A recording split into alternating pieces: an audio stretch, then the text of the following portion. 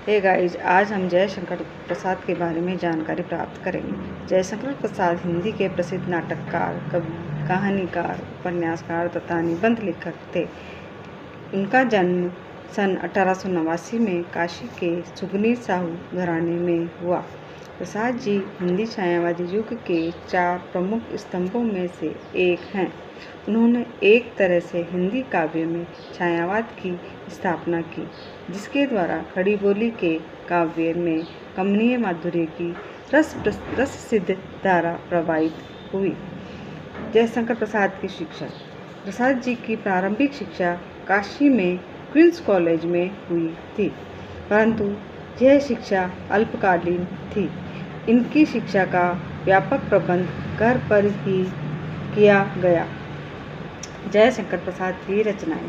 कानन कुसुम, महाराणा का महत्व उनकी आरंभिक कृतियां हैं। आंसू, लहर, झरना उनके मुक्तक काव्य हैं और खड़ी बोली का सर्वश्रेष्ठ महाकाव्य रामायणी भी उनकी कृति है। कंकाल, तितली, इरावती, अधूरा इनके उपन्यास हैं। आकाशदीप, आंधी, इंद्रजाल, प्रतिध्वनि और छाया में जैसे कहानी संग्रह, चंद्रगुप्त, स्कंदगुप्त, कामना, एक घूंट, जन्मेजय का नाग यज्ञ, प्रायश्चित, सज्जन और दुर्सामिनी जैसे नाटक तथा काव्य और कला जैसे निबंध संग्रह प्रमुख हैं। प्रसाद जी काव्यकार के रूप में। काव्य के क्षेत्र में प्रसाद छायावाद के प्रवर्तकों में से है।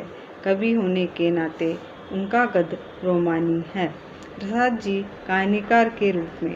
कहानीकार के रूप में प्रसाद जी सफलता असंदिग्ध है। उनकी कुछ कहानियाँ यथार्थ पर आधारित हैं। कुछ कहानियाँ अपनी भावात्मकता के लिए विख्यात हैं। कुछ कहानियाँ रहस्य से संबंधित है। उनकी कहानी कला का आदर्श है।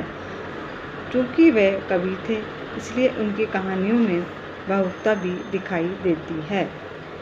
प्रसाद जी लेखक के रूप में। प्रसाद जी मूल्यवादी लेखक थे।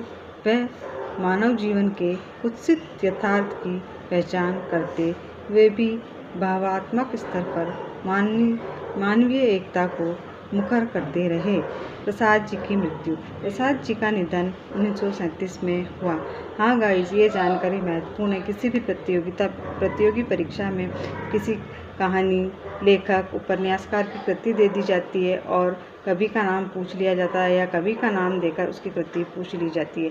इस जानकारी को आप नोट्स बनाकर अपनी प्रतियोगी परीक्षाओं के लिए उपयोगी बनाएं।